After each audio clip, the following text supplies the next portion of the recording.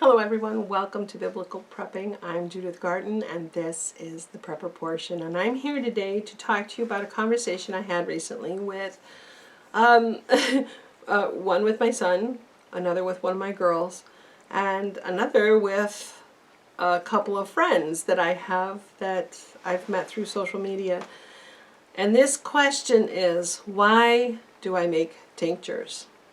Now, a lot of people believe that I make tinctures because I am 100% against modern medicine. That is not necessarily true, and one experience I can share with you is my dad, way back in 1983, I believe it was 83 because my oldest daughter was born in 84. He had a massive coronary, and it was actually spread out over 3 or 4 days before he finally went to get medical help. He then underwent a triple bypass surgery. The heart attack was over Thanksgiving weekend. The bypass surgery was around the Christmas holiday that year, and he voluntarily entered a medicinal program through one of the university programs, and he was a test subject for a medication. Now, he could have taken either a placebo or he could have taken the medication. There was no knowledge, it was double blind, and it was a study that for one of the medications that is actually now available and used frequently and regularly in heart treatment cases. I don't recall the name of the medication. I was a young mom at the time and just very devastated that my dad was so sick. But over time, that medication helped his body to recover to the point where literal blessings unfolded in him. He had times where he was undergoing tests for other medical issues, and those tests revealed regrowth of blood vessels where he had gotten another blockage on his heart, and the body just regrew around that blockage, and it provided for itself. When my dad passed away in 2003, he did not die from heart issues at all. He actually died from hepatitis C, and he did actually participate again in a medical program through the hepatitis C. And now the medications that he took at that time, several of them are used to give dormancy to patients of hepatitis C patients. Those medications that he took that were experimental. So he had participated in 2 different programs, and those are just the 2 I know of for sure. And those medicines are used today to help people in a situation where there is no cure per se. Yet these medications help the body appear cured, I guess you could say. So I am not against modern medicine. I am against modern medicine being used to treat every single thing. And I have my opinions on that. That's just my opinion. I'm not giving medical advice whatsoever, none of that. However, there are times in my life when I have had situations where the pharmaceutical industry did not help. An example of that is my one daughter had a foot infection. It was a fungal infection, and they kept prescribing medications for her that never worked. And at one point in time, the infection had moved up almost to her knees on both legs. And in desperation, I started researching whether or not there was anything out there that could help her. And I discovered that you could use certain herbs. And I'm not giving medical advice, so I'm not going to tell you necessarily what we used, but that can be used to treat. And I made up a little bit of a treatment for her and used it on her, and within less than a week, it was gone. Completely gone. We went back to see her podiatrist, who was dumbstruck that the last medication he had given me, prescribed for my daughter, which was an adult dose, and she was only 8 or 9 years old, maybe 10 at the most. He had prescribed an adult dose of a medication that is not to be used on children under the age of 12. So I chose not to use that, but he was so excited. He thought I had, and that we had finally kicked the butt of that fungus. And it wasn't. It was things that God made. So I know that there are times when we will need medication. There are certain viruses out there that sometimes you need the medication to help push you to the next level. But I also know that God put things on the earth, and He says so in the Bible. He put them here for us to use. So they're here.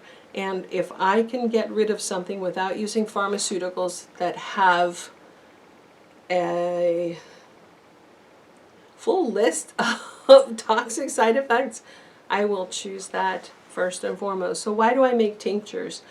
That is one of my big reasons. I have seen things where the pharmaceutical industry did not help, did not work for me or for my family. This is personal. It is not medical advice. I keep saying that. Ensure that I am not giving medical advice. So a lot of people believe that like I said, one of the reasons is that I believe that all medicine is bad. Another reason some people believe that I use tinctures is because I believe everything is going to be cut off one day and you're not going to have access to anything. Is that a possibility? I am sure that could be a possibility. We watched a lot of strange things during the lockdowns where people were denied medications, access to medical treatment, and whatnot. We watched a woman here who was scheduled for the removal of a cancerous growth on her nose, and they canceled her procedure during the lockdowns, and we never saw her again. I don't know if she was able to be healed. We prayed for her healing, but I don't know if that's what happened or not, and I don't know that she ever had the surgery. So I do believe that that is possible. Now I also believe, yes, it is possible that over time, and we have seen this happen as well, we've heard stories in the news, we've all seen things happen to people we know, where there may be policies or programs in which doctors are given the right or permission to decide who receives what treatment, when, and how. In a lot of places right now where modern medicine is so regulated and government owned, places like Great Britain, places like Canada, where they literally own the medical programming. There are people that I know personally who have been denied immediate medical care that they desperately needed. One was a woman who desperately needed her gallbladder out, and they made her wait, and by the time they removed it, she was toxic, she was septic. And that is kind of unnerving to me that that is the case. So those things are possible. However, as a general rule, in the immediate window, I see other possibilities in my life. And these possibilities can happen. So I want to have alternatives to turn to for me personally and my family. Again, I am not giving medical advice, but these are my reasons. So I make my own tinctures. Those that I cannot make, I will purchase from someone else who to me is reputable and reliable. But in my own life, I have seen a local pharmacy literally just close suddenly. They left patients in the lurch, literally, but they closed down suddenly, disappeared. And that was a small, like, hometown pharmacy and whatnot, but those patients had to figure out how to get their new prescriptions, their medications, and whatnot. Another issue could be weather anomalies. Let's face it, we've had them here. We've had that ice storm in, I think it was 2018. We've had a couple of other ones since where we weren't able to get out of our neighborhood.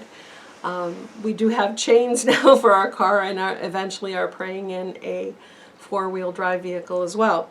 Now, as far as not being able to get out, floods, rain, snow, ice, all of that can affect your circumstances, and you may not be able to get to the store or pharmacy to pick things up. Or worse, we have even seen a situation where a small town was flooded and the water was running through the pharmacy like a river. Can you get there to get your meds? It's not your issue with your local area, it's where you have to go. So these things can play. I want an alternative if we're in a situation like that. Transportation issues. Again, weather participated in a transportation issue for us where we were actually trapped for about 7 weeks, where the hills on our own road to get out to the main road were so iced over and under so much shade that they couldn't melt enough no matter how sunny it would get during the day. And the worst part is that it would refreeze overnight. So there were 6 or 7 weeks, 8 weeks where we did not get out. We even had a neighbor pick up our groceries. Transportation issues, your car breaks down and you can't get where you're going. Sure, just call an Uber. take my word for it, in rural America, there is no Uber. We actually live outside of the delivery area as well. And what do I mean by that? I can call Instacart all I want. I can set up grocery store delivery all I want. It's not going to happen. We are literally 5 miles for some people, some stores, and 1 mile for others outside of their delivery zone.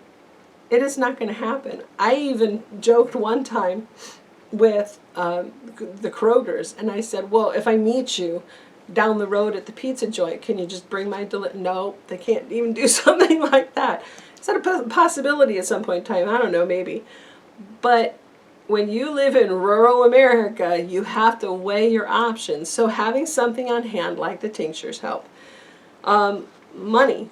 A loss of a job, for example, loss of your medical coverage because you lost the job, got laid off, any of those can contribute. And purchasing medication outright, just buying it, can be hundreds or thousands of dollars each month. Having options and alternatives helps, which is another reason why I'm working so diligently now, and I started back in November, to lose the weight that I've gained during menopause, because that in and of itself is a hindrance for me personally. I want to have an understanding of all of my options, whether it is salves, tinctures, sprays, or pharmaceuticals. I want to know what all my options are. And if it's a minor case of something, I would rather treat it with something God created and God gave us here, rather than go to pharmaceuticals right off the bat. Because in a case of something like antibiotics, if I can get rid of the infection, or if I can get rid of whatever I'm dealing with on a lower case level, I'm hoping that means, God forbid, I ever have a serious critical infection.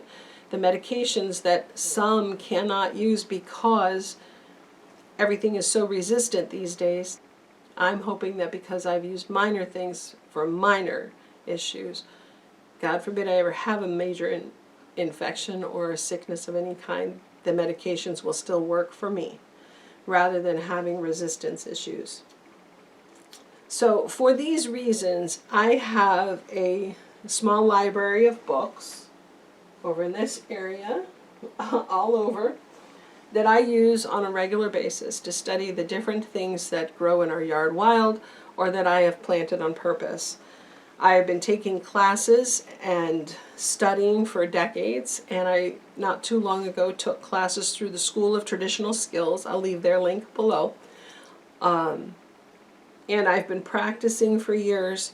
I'm growing specific plants in our gardens, and I stay on top of things for myself and for my family. And I do that because we don't know what will affect us in the future, especially if you live in rural America. You need to be ready. It's just as important as having a major first aid kit available in your cabinets. Major first aid kits such as ace bandages, those little sticky bandages, gauze, cotton balls, alcohol, peroxide, antibiotic ointments or gels. All of these things need to be in your cabinet, and I just like to have the other option as well. So I hope that explains why, and I hope that you understand I have not given any medical advice. This is not for medical advice. And if you would like a reliable course to start taking, there is one for herbal first aid, and there is one for herbal remedies for flus and colds on School of Traditional Skills. It's a really nice course. Both are really nice courses. They're quick and easy to take, and you will learn a lot. So I refer to someone who is qualified to talk about that.